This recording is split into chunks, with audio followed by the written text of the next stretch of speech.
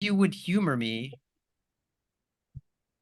if you could head into the chat while we're waiting and post to everyone where you're joining from. That would be great. And when I say where you're joining from, ideally just indicate if you're an undergrad, like where are you going to school? You can just pop it into the chat so that we can kind of see where the audience is from, whether it's morning, midday, maybe even evening if we have some folks from overseas. So head into the chat, which you can see at the bottom of your screen. I see, all right, Zach is first in from NYU. Appreciate that, Zach. Thanks for getting us started. Uh, Again, just while we're waiting for folks to jump on here, if you could share where you're joining from, that would be great. Everyone's shy today, it seems. There we go. So we've got the question now up in the chat. Seattle, Daniel's in Seattle. Excellent. So I guess it's breakfast time there. Atlanta, Chicago. Great. So appreciate everyone doing that. Again, we're going to get started in just a minute. Just want to make sure we have a chance for everyone to jump on here. And again, I'm Graham. This is ClearAdmit's Essay Insight event, and we're going to focus on Masters in Management programs. I'm super excited because we happen to have 4 panelists from, some of the very best Masters in Management programs in the United States. So I'm very excited. I think we can probably just get rolling here and start with introductions and then dive into our content because we have a lot to cover. So I'm Graham. I'm the co-founder of ClearAdmit. That's probably all you really need to know about me. I'm going to mostly try to stay out of the way as I moderate through the session. So let's meet our panelists. First up, we've got Noah Ward. He's the Senior Assistant Director of Master's Admissions and Recruitment at Chicago Booth. Welcome, Noah. It's great to have you. Hey, great to see you again, Graham. Great to be here and chat about these awesome programs with a number of other great admissions reps. So very excited for today's conversation. Yeah, it's great to have you. Next up, we're also going to hear from Ben Boatwright. Ben is the Assistant Director of Admissions at Duke's Fuqua School of Business. Hey, Ben. Hey, happy to be back. Thanks for having us, Graham. Yeah, no, it's my pleasure. We're also going to hear from Julia Hoffert, and Julia is Director of Admissions and Recruitment for Ross one-year master's programs over at Michigan. Ross, hey, Julia. Hey, Graham, thank you for letting me come back, and I'm ready to have some fun. Yeah, we're excited.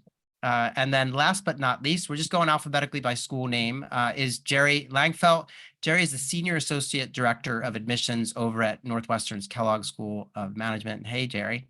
Hey, everyone. Thanks so much for joining us today, and looking forward to talking about these programs.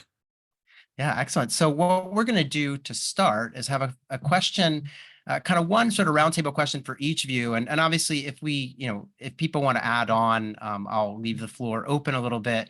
But the first thing we're going to do is we're going to start with Noah from Chicago Booth. And I just wondered if you give us kind of the quick sort of description on like what is a Master's in Management program and who's it for? Yeah, absolutely, Graham. Happy to provide a bit of insight on this. So a master's in management is effectively kind of an introduction to business from a master's degree perspective, right? And so it's usually a very quick degree, about 10 months to a year, maybe a little over a year, depending on the program that you're looking at. And it's a way for you to kind of get your feet wet within the business space and get exposure to a lot of business ideas and the different fields that make up a lot of the business world, and use the resources of many of the top business schools that you can see here to eventually find your kind of long-term or short-term career. In terms of who it's mostly geared towards, though, that can vary a bit depending on the program. Our program, for example, is mostly geared towards non-business background individuals, so people who did not receive a BBA degree. And it's meant to, provide those individuals the insight into business which they didn't get during their undergraduate experience. Other programs, however, are open to BBA students, and so you would just want to check on the university's website and the program website to see whether or not they admit business students. But either way, it serves as a good way to get kind of that introductory knowledge to eventually kickstart your career within business. Excellent. So actually, can I just get a quick show of hands? Like, do any of you admit undergraduate business students, or most of you? So okay, so Ben and Jerry are raising their hands. Okay, so Duke and Kellogg do allow for undergraduate business students, whereas it sounds like Chicago Booth and Michigan Ross, it's more for non-business folks. Okay, appreciate that clarification. Noah, thanks so much for that description. I think that's a pretty good description. So maybe we can move into our second question, which is for Ben at Fuqua. And this is, I just would like for you to walk us through the curriculum of a master's in management, just so we can have an understanding of like what subjects are part of the core.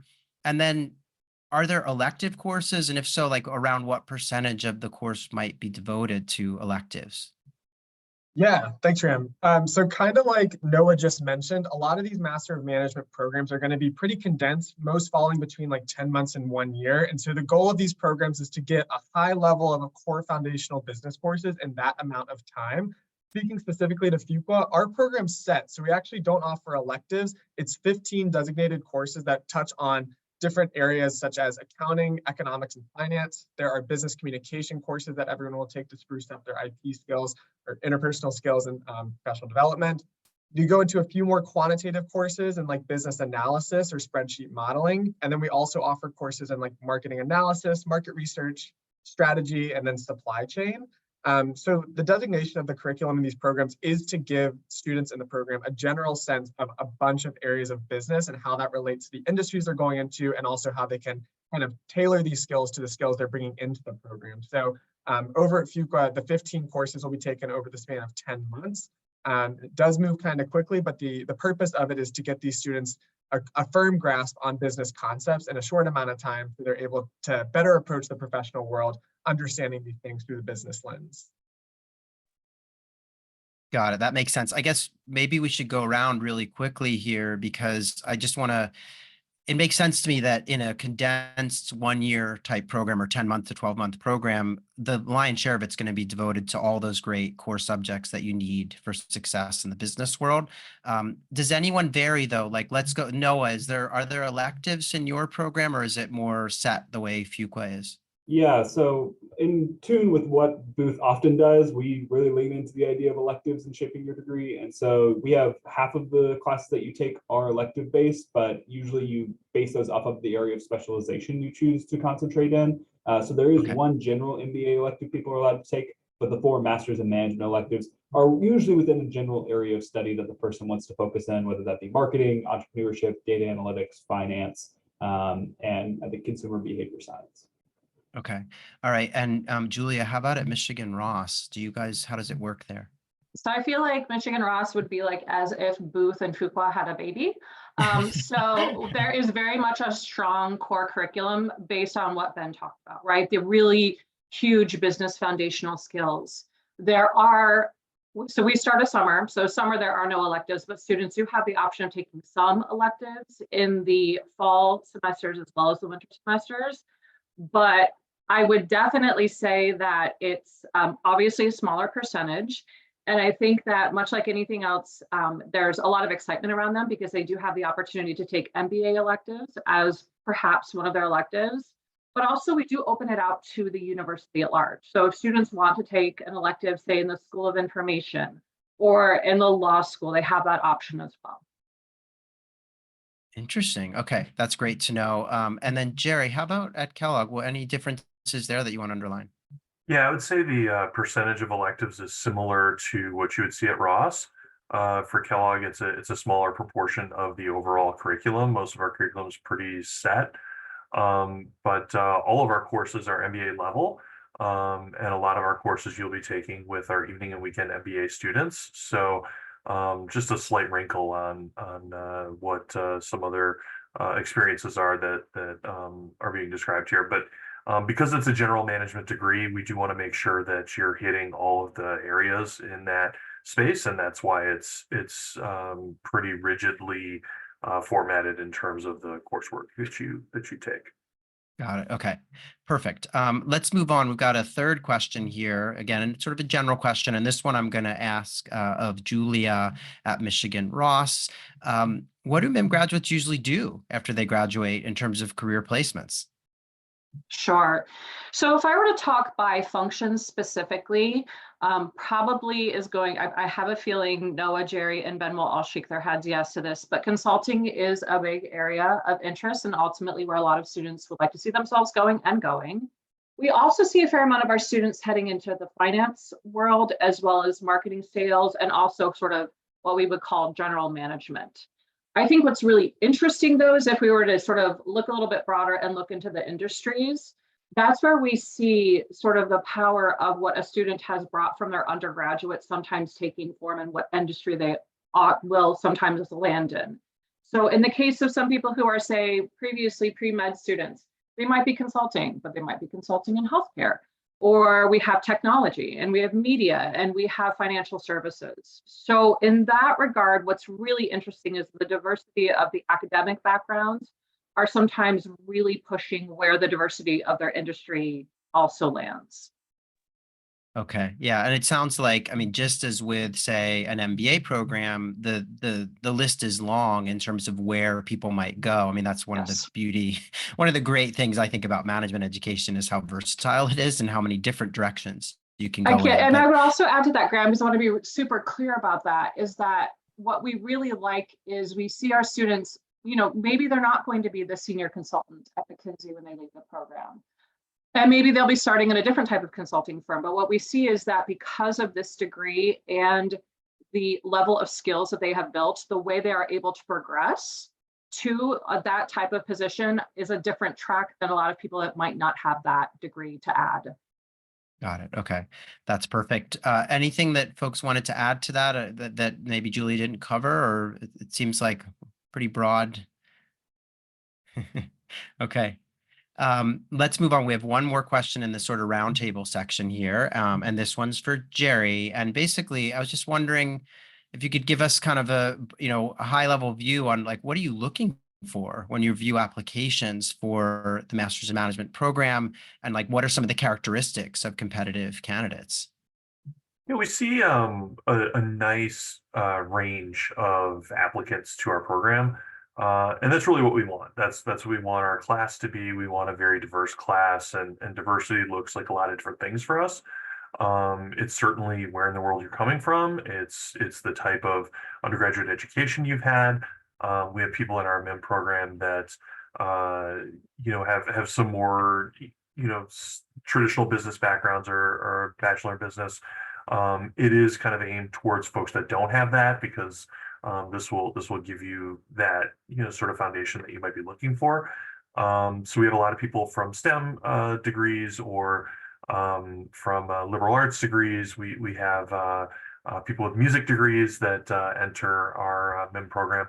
What we're really looking for is folks that are able to effectively communicate to us the value and the purpose of getting this degree, right? So if you're able to tell us, this is what I want to get the Master of Management to be able to do, what I want this to be able to sort of empower me to chase and achieve, that's really what we're looking for. And frankly, our applicants that are able to do that are the ones that are more competitive, frankly, than those that maybe they're looking at a variety of different degree options, and they say, well, I may as well apply for this degree, right?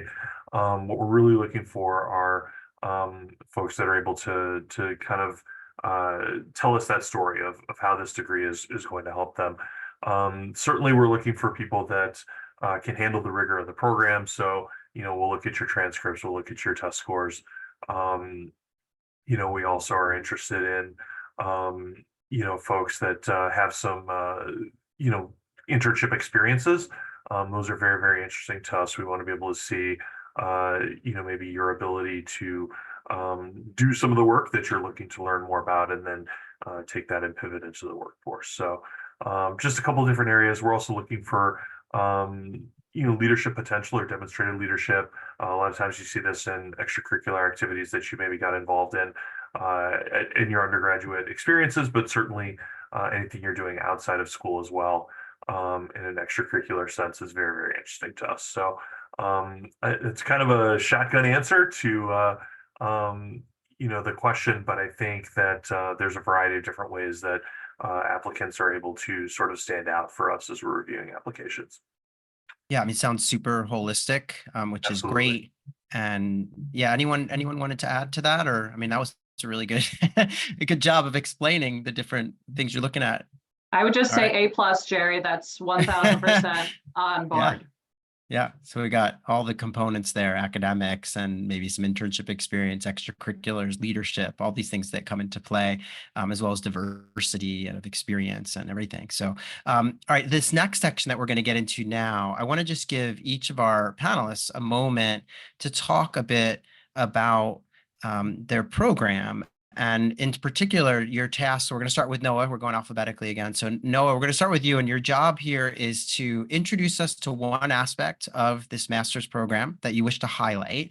And then just tell us about anything unique in your admissions process that you would want candidates to be aware of.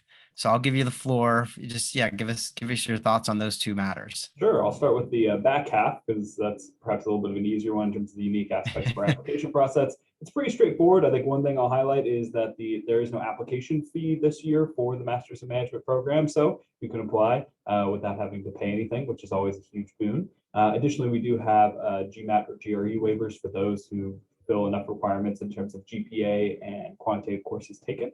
But beyond that, it's a pretty traditional application process, resume, transcript, all that fun stuff, along with some essays and an interview. Interviews are done by staff members here at Booth, and they're usually done virtually, take about 30 minutes, and it's just a good chance for you to ask questions of, what exactly is going on at Booth, what insights can other members of the staff provide, and a good chance for us just to get to know you a little bit more in a more one-on-one engaging setting. In terms of what I think makes this program really unique, I think there's many different things. To highlight just one, I think the location really matters. We're allowing for our Master's in Management students to split time between our downtown Chicago campus at the Bleacher Center, where I'm currently located, looking out on the river and the lake in the heart of Chicago. And so students will start the program taking courses there just with the Master's in Management students and go through those initial courses, kind of learning together and gaining that foundation skills in business. And then they'll transfer over during the back half of the program to our Hyde Park campus, where they'll be taking classes with part-time and full-time MBA students, Master's in Finance students, and be in that kind of more academic setting where things take place. So you'll get exposure to both kind of that downtown exciting nature of one of the largest cities in the United States, as well as the more strong academic environment that Booth has to offer with the variety of talented professors and students that come through our doors. Okay, interesting. Great. Yeah, that was both very helpful explanations. Let's move on and hear from Ben at Fuqua. Same questions, just anything you want to highlight about the program itself, and then something you want to call our attention to on the admissions side. For sure. Yeah. So right now, a very relevant highlight to our program is the experiential learning opportunity that we offer through the MMS program down here at Fuqua. So in a 10-month program, oftentimes one of the biggest questions we get is like, I'm going to be in class for 10 months, but how do I actually learn how to use these skills in the real world? And while most of our classes do have like case-based projects or experiential learning opportunities in them, we wanted to integrate a part of our curriculum that was designated towards students being able to apply the skills they learn in this program to the real world setting. So here at Fuqua, we have a program called FCCP. It's the Fuqua Client Consulting Practicum. And it used to be an optional part of the curriculum that we have now formulaically integrated into a requirement for all students in the program that they're going to do in the first half of the spring term. So it is a real experience project where employers who are engaged with Fuqua present consulting-based projects to our program. You're paired up on a team of about 5 to 6 students also in the MMS program with you, and you're given real data and a real problem. You work with an employer, you work with a faculty liaison and MBA mentors to really apply kind of the skills you've been getting in this program to a real data set. At the end of it, you present your findings to the employer. You're able to add this as experience to your resume. A lot of times these employers will serve as recommenders when applying for full-time jobs. So it's an awesome opportunity for students to like really plug into the skills that they've been developing over the past few months, apply it to the real world, and then you have those leverageable skills moving forward as most of our students start the job search in the spring term. So I think it's a phenomenal opportunity. I've been working with a lot of our students recently who have a lot of positive experiences about the integration of it into the curriculum. So I think that's a great way for students to, really lean into the skills they've been developing over the program thus far. And then when it comes to things that are unique about our admissions process that candidates should be aware of, I'll touch on this a little bit later, but our essay also very much a holistic review, but we really want to lean into getting to know students' personalities. Our essay questions are pretty unique compared to a lot of other business schools that A lot of times students view as a trick question. I won't lead in too much because I know we'll be talking about essays later in the session. But our essays are Yes. definitely going to like allow students to show us who they are, and we actually value that, right? We're really looking to humanize our candidates, find out who they are as people and what their interests are, and how that will then come to play as a student here at Fuqua. So we'll touch on that a little bit later in the session, I think. Yeah, I have some questions for you about your essays, so definitely we can get into that. All right, so Julia, let's move on to you. I'm curious to hear, anything you want to highlight about the Master of Management program at Ross, and then something on the admissions side too. The first thing I would highlight, honestly, is it's so interesting hearing Noah and Ben chat because there are so many similarities across the board. In terms of the application process, Noah previously brought this up, but we too also do the admissions interview as part of our process. And what I would say about that interview is that it is very much behavioral based. It's led by a staff member. And one of the questions that we've gotten recently, and so I want to clear this up, is it is a factor in the admissions decision. Admissions professionals, we have to be efficient by nature, and we are never going to put anything in the application that we are not going to review or consider as part of the process.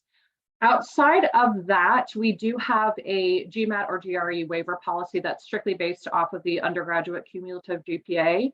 And that's also, speaking a little bit to what Ben just mentioned, that's also not a trick scenario. If we offer that waiver, we sincerely mean that you do not have to take the test. In terms of pieces that I think are distinct to this program, that I also think are distinct to the other two programs that have just spoken, is that we offer and have what's called the Management Consulting Studio. And that is a course that happens in the final part of the winter semester, and many ways is the tie-in of all of the skills that you have been building and amassing during your time in the program around the idea that we talk about, which is action-based learning. It's wonderful to talk about things in theory, but how do we practice it? So similarly, we source projects from companies from in and around the US and sometimes actually abroad. Students hear about those projects and have the opportunity to rank them in their order of preference, and ultimately are assigned by the faculty member to whichever project they ultimately feel is the best for that student with other students. So similar to Fuqua, the whole idea is how do we tie in and live out what you have been learning to this point so far and seeing that in action. I would also want to tie a little bit into what I think is also distinct, which is the Career Development Office at Ross, and very specifically that we do have and offer students the opportunity for one-on-one career coaching, which is not necessarily curricular based, but co-curricular based and very important. And I think that all of the events in and around Ross and probably in and around all of these other wonderful institutions, the idea is that your curriculum is so important, but also so is your co-curricular time as well. It's a limited amount of time, so use it wisely, but use it for your growth because there are so many growth opportunities. Got it. Yeah, this is really, I'm learning a ton. So I'm really enjoying these answers and also some really helpful admissions advice too. Jerry, let's turn to you. And again, same questions, just anything you want us to know about the program and then any particular elements of the admissions process you want to call our attention to. Yeah, thank you. I'll similar to how Noah handled this, I'll tackle this in reverse. One of the unique aspects to our application process is our video essay.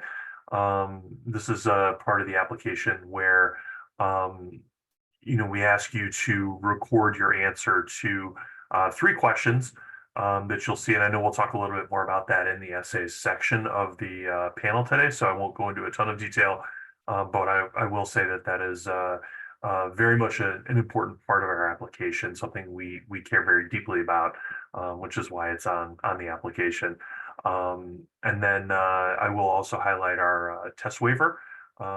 Similar to Julia's answer, our test waiver is for applicants with a 3.4 GPA or greater cumulative, and we do not require a test score if your GPA hits that mark. However, if you want to submit a test score and your GPA is above that, we're certainly welcome to review that as well. Now, as far as the program itself and one of the unique aspects to it, I'll highlight our GIM program, which is our Global Initiatives in Management. This is a really, really fantastic opportunity for students to learn more about international or international to the US anyway, location. So what we do, the first 8 weeks of the term, you spend learning all about a various part of the world, right? So this year, gym is taking place in Berlin and Prague. So you'll do a deep dive into Germany and Czechia. You'll learn about the political environment. You'll learn about the history. You'll learn about the business environment and how all of these things kind of work together to create the business environment in these locations. And then during spring break, you will travel to these two countries or these two cities, and you'll immerse yourself in the culture. You'll immerse yourself in the business environment. You'll meet leaders in business, leaders in politics in these locations, Kellogg alumni that are in these locations. And you really have the opportunity to sort of apply what you've learned in the classroom portion of this to the gym trip. Very much a program highlight. It's a great opportunity to further build these strong bonds with the rest of your classmates and experience another part of the world that may be unfamiliar to you. So something that we're really excited about and is always a sort of program highlight for our students. Yeah, that does sound really interesting. I guess before we move on to the next section, where we're going to dive a little deeper into, your essay questions and things like that. There was a question in the, I think it was in the Q&A or the chat, where someone wondered whether there was an upper limit for work experience for any of your programs. So I know, in most instances, people coming into these programs are coming straight from undergrad or maybe from another master's or something, but do you allow for folks to have work experience? And if so, is there any limits? Let's just go again in the same order. So Noah, is there a limit or? Yeah, absolutely. Booth? So our basic structure for this, because we want it to be really focused on individuals in this early career stage, is that you have to have graduated in 2022 or more recently, right? So from undergrad specifically. So you have to graduate from undergrad between 2022 and 2024. So that's the structure that we put in, regardless of what master's you do, what work experience you gain, you have to have graduated from undergrad between that time frame. Okay, that's useful. How about you, Ben? Any restrictions there? Yeah, no formal restrictions. The kind of policies we follow here at Fuqua is we offer a plethora of programs. I think there are 10 programs here at Fuqua. And so if you're a student who's pushing 2, 3, potentially 4 years of work experience, we'd like to have a conversation with you in admissions to hear more about your experience, what your goals are out of pursuing a master's, and we'd help you navigate, is the MMS the right program for you? Or then may you also be eligible for other programs here? But we see students applying with sometimes 2, 3 years of work experience. I would say similar to a lot of these programs, the majority of our students are either coming directly from undergrad, maybe with a year of work experience, but we don't have a formal cap. But we'd like to have that conversation just to make sure that your goals align with the outcomes of the program. Right. Okay. That makes sense. Julia, how about at Ross? Are there any restrictions in this regard? Yeah. So we definitely consider it a pre-experienced program, which for our definition is 0 to 2 years full-time work experience. What I will add a caveat to with that is that we do have what I hate to use the word non-traditional, but we have people who perhaps worked full-time before going back and getting their undergraduate degree. And we still welcome those because, the idea then is either 0 to 2 years of full-time work experience post-undergrad degree. So we still welcome those that might have gone to the military, might have done other things prior to finishing their undergraduate, but it is 0 to 2 years after your undergraduate. Okay, terrific. And Jerry, anything on this one? Yeah, no, we're very similar to what you've heard from my colleagues here.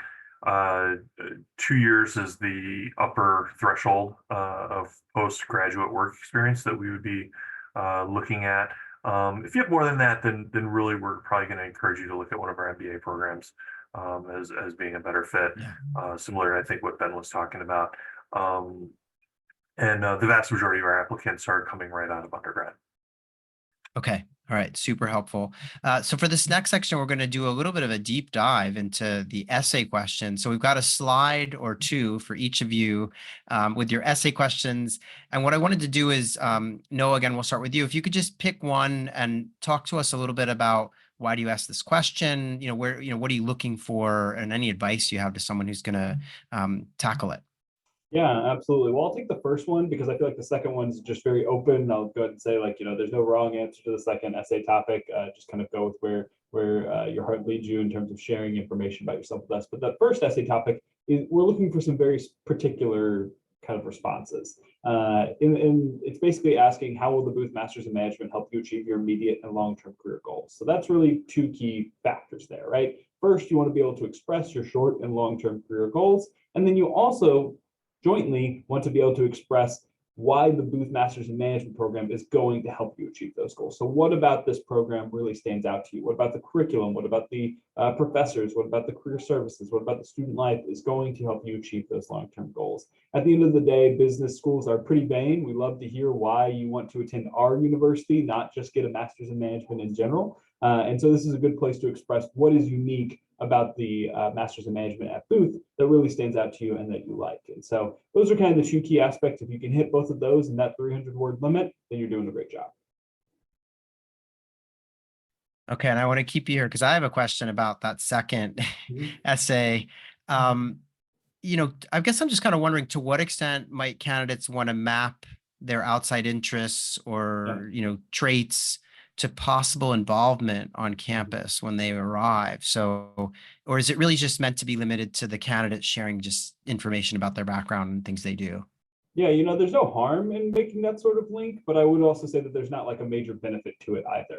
This essay is really meant just for us to get a bit more of a well-rounded perspective on you. And so one of the better points of advice that I perhaps could give you for this essay is to tell us something that we don't see elsewhere in the application. So for example, if you grew up in Paris and you really enjoy working in Paris, and you are highlight in your career goals that you eventually want to go back and work in that space, maybe don't talk about your love of Paris in this additional essay. Maybe instead talk about something else that you enjoy doing, whether that's running or important people in your lives or an important moment in your life. There's really no wrong way to answer this question, but I always suggest if you can provide us a different aspect of your life that we don't really see in the rest of the application, this is the place to do it.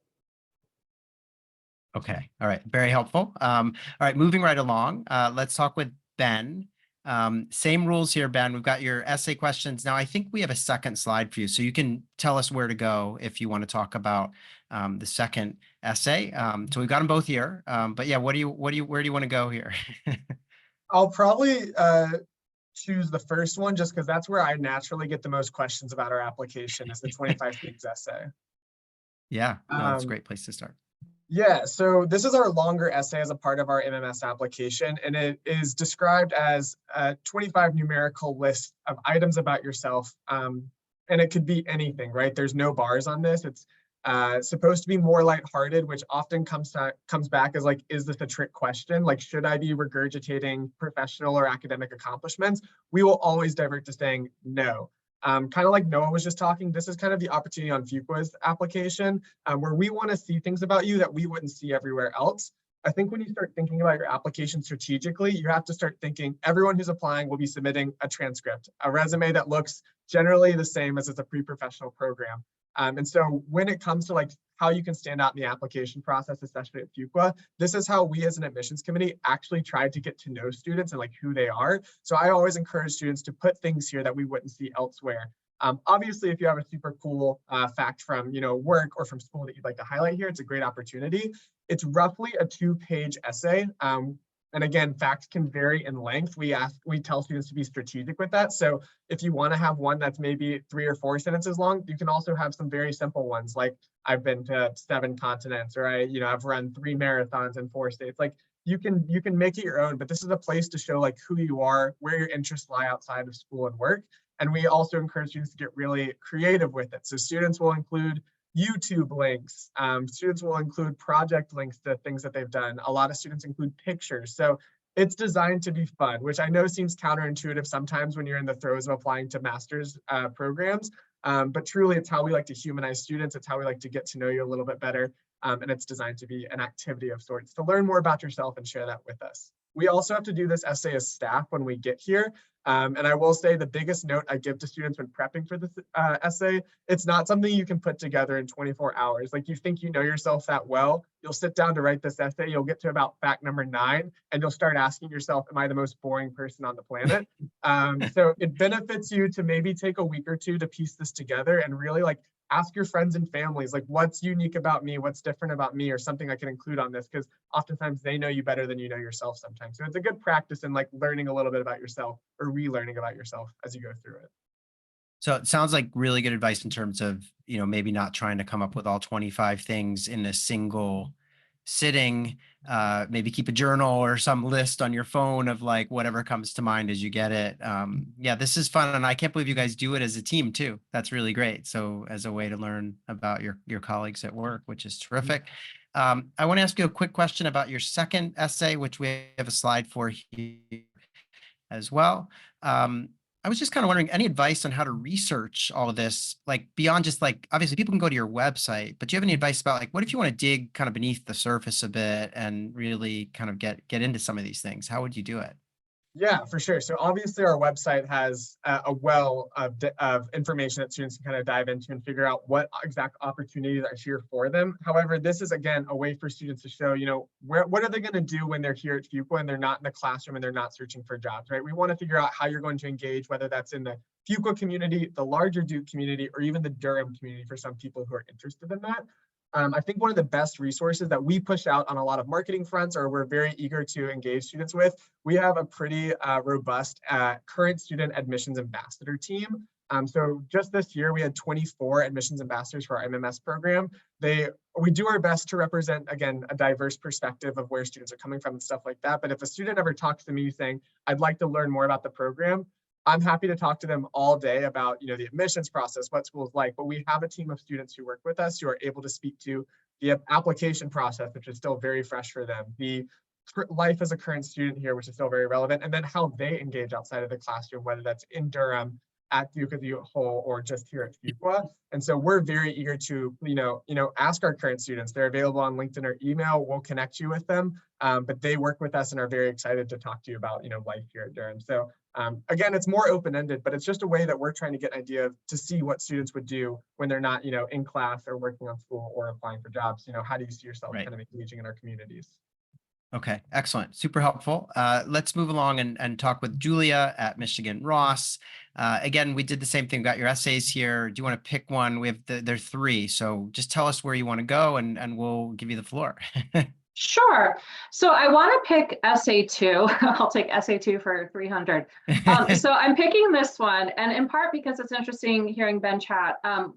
I would say that in previous iterations, this essay 2 looks similar to what and I can talk today, what the Fuqua one was in terms of how they would engage at Ross.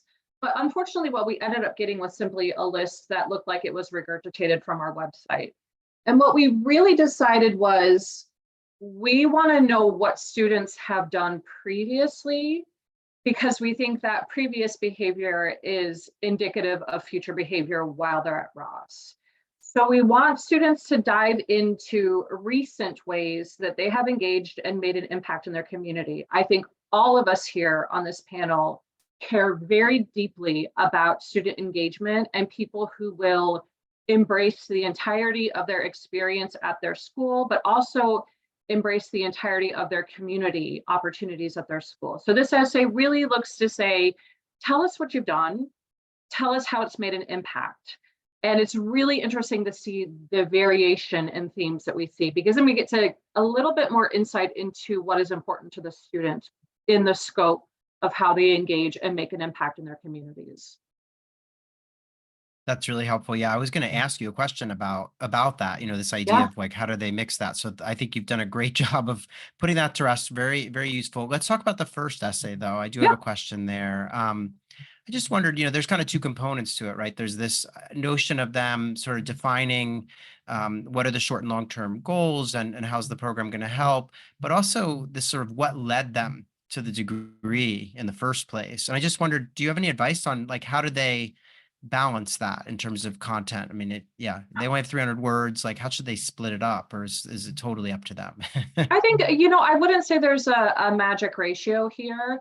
So again, in previous iterations, these used to be 2 separate essays, but what we honestly found, Graham, was that when we did it, we got the same essay, just slightly revised for each one.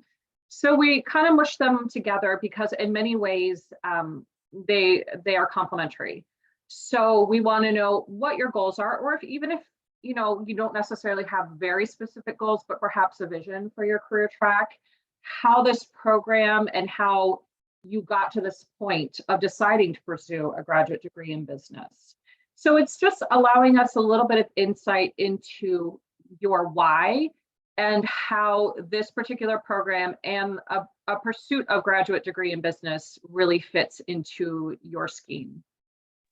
Okay. Yeah, that's useful. I guess one other kind of follow on related to this is, if I'm an undergrad and I have some, like you say, a vision for my career, but I want to be able to kind of maybe flesh it out a bit more, would you recommend someone talking to their like career center at their undergraduate institution to kind of think about like what are the paths available kind of post business study? Is that a useful thing to do? Or because I think for some people, especially if you're a liberal arts grad, this idea of like what are your goals and how do you, what's the short term, long term, might be useful to talk to a career services person, but I don't know if you would agree. I'm always a fan of using the resources that you have at your fingertips. Always, always, always. Having said that, things get busy, especially in that senior year of your undergraduate degree. And the good news is these are conversations that you can still have while here in the program. The Career Development Office is a partner, and they're a partner in their career coaching and also, I would say, level setting as well, right? We have ideas, and sometimes we think those ideas are immediate, and a career coach can say, yep, that's great, but we might need to take a couple steps back to think about what the actual steps to that goal are. So I don't think that a person is necessarily late if they wait to do this until their graduate degree program, but if you have a good career resource at your undergraduate institution, take as much advantage of that as possible, 1000%. Yeah. Okay. Excellent. Thanks for humoring me with that question. Let's turn to Jerry. Jerry, again, we've got slides here, or maybe it's just one. I can't remember. No, I think we have another one too. Or no, this is it. Okay. Just take us through one of them and give us some advice and where did it come from? All that kind of stuff.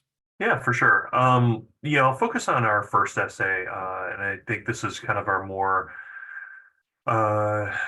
maybe a bit more of our tactical, practical essay, whereas the second one, we're really looking to understand your personal and professional values.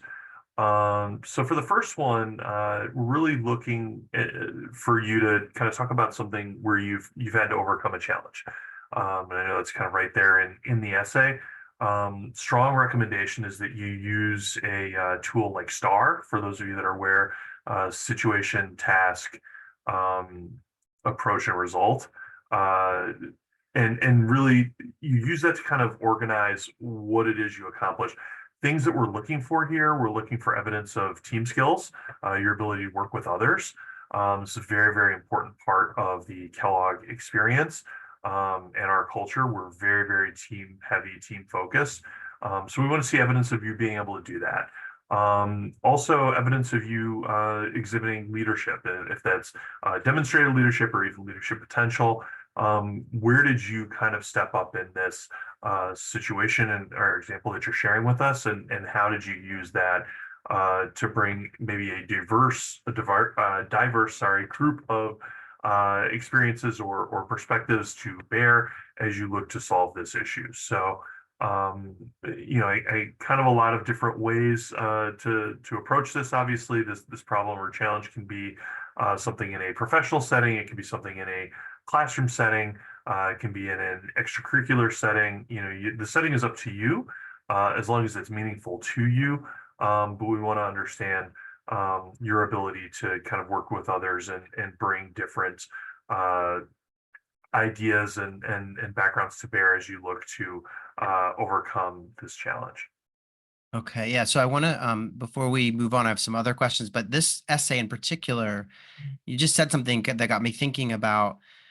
A lot of undergrads will say to me, oh, I am really active at university. I'm leading these clubs or, doing things on campus, But these are business schools. And so I'm going to pull all my stories for the essays from those couple of summer internships I've had that were Right. businessy, even if, I'm more proud of some of the stuff I've done. I've had greater kind of leadership opportunity on campus in some of these organizations I run. But I presume, you seem to have made it very clear that you're very open to hearing candidates talk about on-campus related Yeah. leadership, correct? Yeah, absolutely. I mean, I think if you've got a story that fits and it comes from an internship experience, that's fantastic.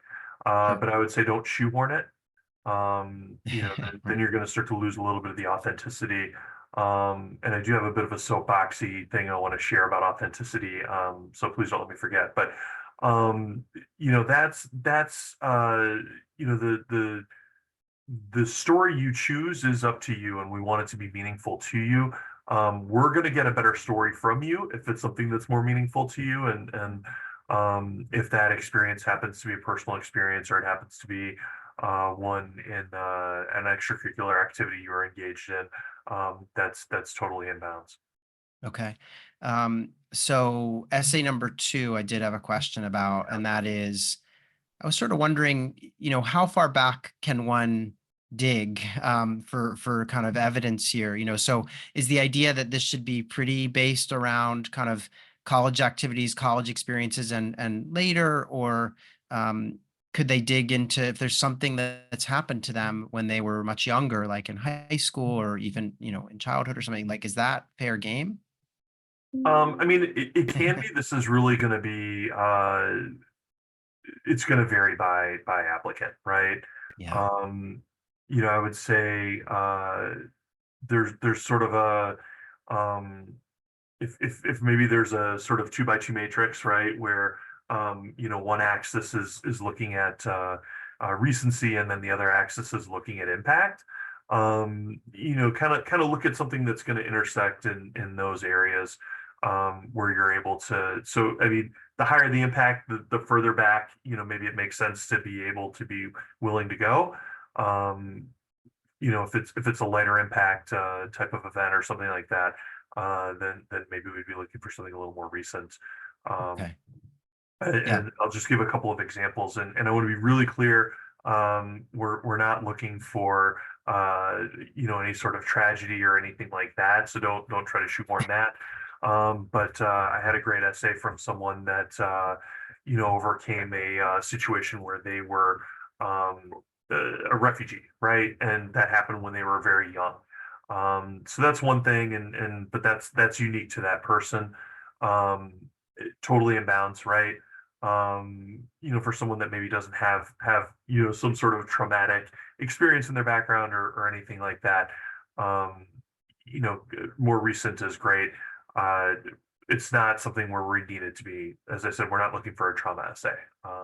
And I would advise you to find something that maybe is not traumatic in scope, because you're looking to tick a box or something like that. Right. Okay. And then last thing, just very quick, you mentioned you have these video essays, and I just wondered Yeah. if we could get a show of hands on the panel. Does anyone else have like a video component to the application, or? Okay, so Noah's at Chicago booth does. Okay. So I just wondered, any advice on that? Because it's a kind of a different exercise. And I think a lot of people are sort of one thing to go to a campus or meet with an admissions officer and have kind of a conversation, like an interview. It's another to kind of have the computer ask you questions, and you said there are Yeah. 3 questions that you all ask. Any advice on Right. that? Yeah. I'm really glad you brought that up, actually, because this is an area where unfortunately we do see some people um, struggle a little bit with the application. And my first piece of advice is to not stress about the video essay. And I know that's much easier for me to say than maybe it is for an applicant to kind of internalize and say, okay, I won't. But the reason we do this is so that every person that touches your application gets to hear directly from you. We do have an interview component where we'll have someone live asking you questions, and you have a dialogue that way. But the video essay is an opportunity, as I said, for us to hear directly from you. I'm not going to conduct your interview, but I'm going to touch, there's a very strong chance I'm going to touch your application. So I get to hear directly from you, even though I didn't do your interview. And it's a really, really valuable tool for us. Now, an area where we see a lot of people fall down is They feel the need to have a very scripted answer. They want to make sure that they are touching some specific points. And that's an area where we lose a lot of authenticity from your application. And so my strong recommendation is that you do not script out an answer and read it to us. Yeah. You come off very flat, and it's very difficult to get a sense of who you are, which is the very purpose of the video essay, is for us to get a sense of who you are as a person. So please don't script an answer. It comes off very, very poorly for you, and something that we really encourage you not to do, even though it feels very high stakes and you're going into this and you're like, I only get one shot. I got to make sure I have the perfect answer. I have to make sure that it touches on these things. Yeah. And I get it. I really, really get it. I would offer a counter way to prepare for this is just to really practice your stories and know your stories, know those star stories. Choose 3 or 4 that can fit a multitude of different types of questions, and you're going to be fine. Yeah, great advice about not being scripted. I recall in a former life as an admissions interviewer, it was so terrible when you sit down with someone, you just tell that everything they're sharing, they've kind of planned out exactly, Yeah. like even down to the, yeah, it's like they're reading from a script. So to be avoided, yeah, I think a lot of the benefit of these videos is that they're meant to be, they're meant to sort of bring out authenticity. So great advice. Wow, I've learned a lot about all 4 programs and what you're kind of looking for.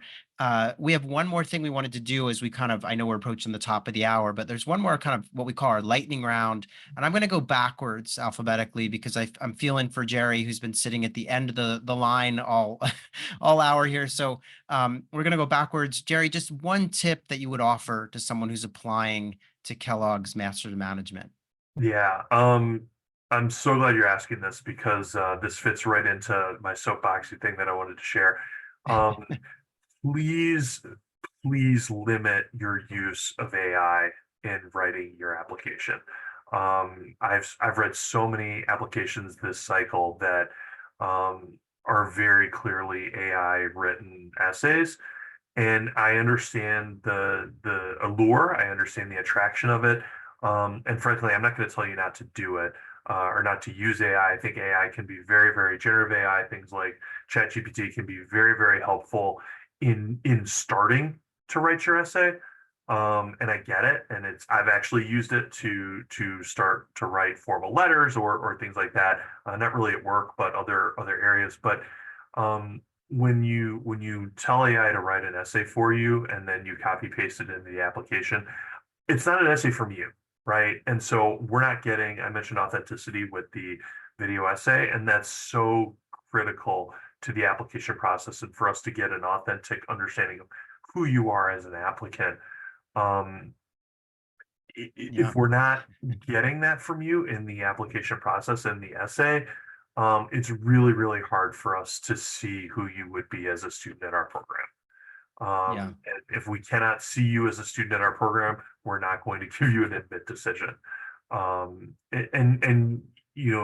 It's so unfortunate because there's so many people that look like they'd be really, really qualified candidates and someone I would love to see in class. But if I don't get that authentic view of who you are, it's just really challenging. So that's my one tip. That's great advice. And I would go, I just want to mention one thing, which is I feel like all 4 of you as readers of applications for, a good bit of time at this point, you guys can recognize good writing. And I just feel like, having used ChatGPT myself, like it is pretty obvious when you're reading something that's kind of been, it's grammatically correct, sure, but it's kind of lacking a soul. So yeah, be careful because it's pretty easy for a good reader, especially an admissions officer, to kind of recognize stuff that's, just not authentic. So Julia, we're going to go backwards here. So Julia, you're next. One tip that you would offer someone who's applying to Michigan Ross's Master of Management. I'm going to offer 1.5 tips, if I may, Graham, because I do think they're connected.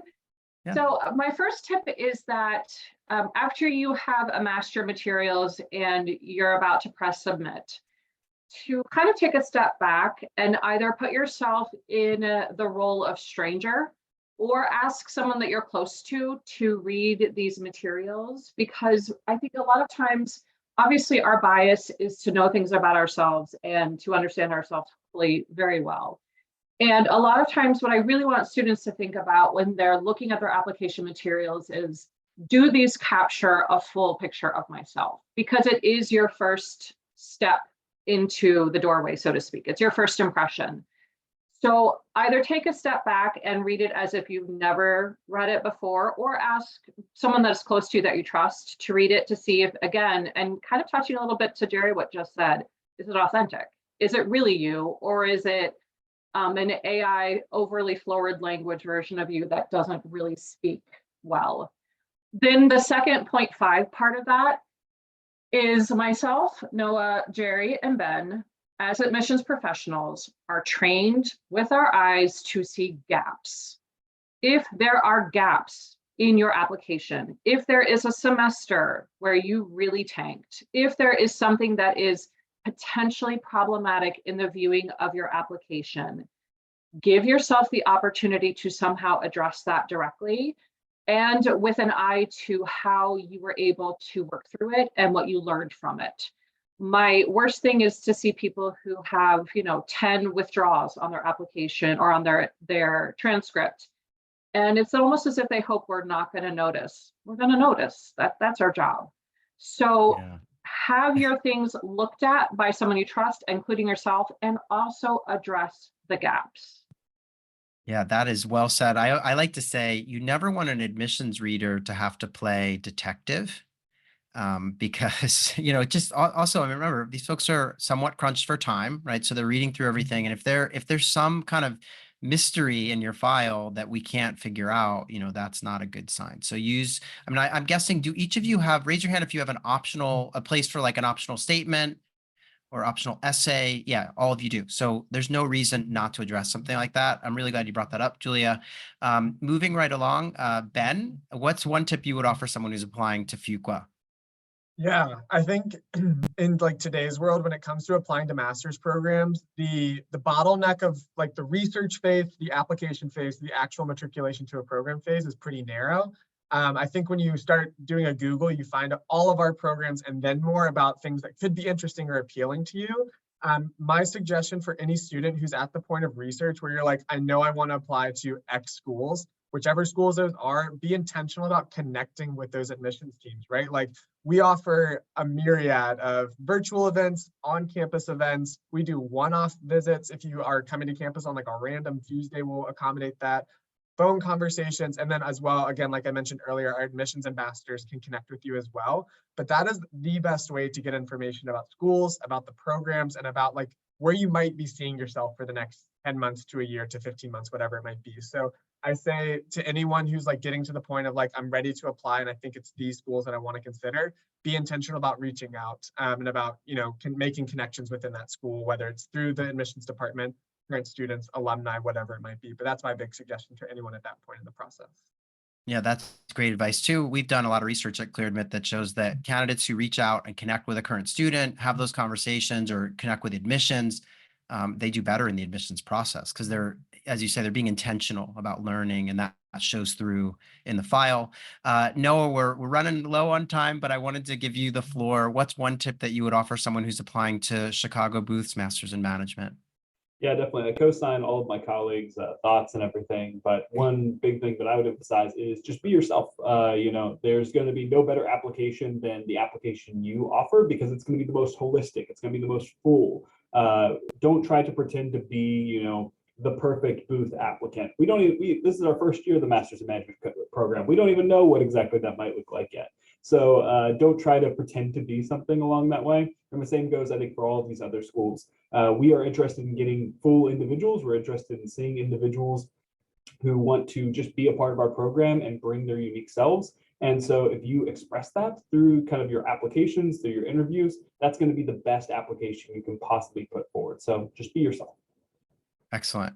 Yeah, as Julia's added, you are your own goat. Excellent. All right. So the last thing we have here is we've got a slide with your deadlines. I think there it is. And the deadlines in some cases are very soon, but even in the case of Booth and Fuqua, where you've got these March deadlines, you still have April. So everyone tuning in, no reason to panic. You have at least a month or so to get files together, if not more. So these are the deadlines that I thought would be helpful for everyone to see. I just wanted to take a moment to thank Noah, Ben, Julia, and Jerry. I mean, such great insights that you provided. And for those of you tuned in, I think we stated it at the outset, and you can probably see it on your webinar here. This has been recorded, so don't worry if you were kind of frantically scribbling down notes. You can go back and watch this. We will send an email with a link to the video, usually within the next 24 hours. So you'll get that. But I did want to, just really sincerely thank our panelists today. I love doing these because I always learn so much about your programs, but also, I'm big, really into kind of admissions insights, and you provided them in spades today. So thank you so much for taking the time to do this. Thanks, Graham. Thank you, Graham. This was fun. Yeah. All right. So attendees, thank you so much for joining us. Again, you've got the deadlines here. It sounds like all of our panelists are more than happy to hear from you. So definitely stay in touch with these schools as you pursue applications with them and learn about their offerings. And stay tuned to clearadmit.com for just more information. We've got a lot of interesting content coming that's going to talk about masters in management and do kind of student profiles and things like that. So stay tuned there. Thanks again, everyone. This was a lot of fun, and we will see you at an upcoming Cleared Admit event. Thanks, everyone.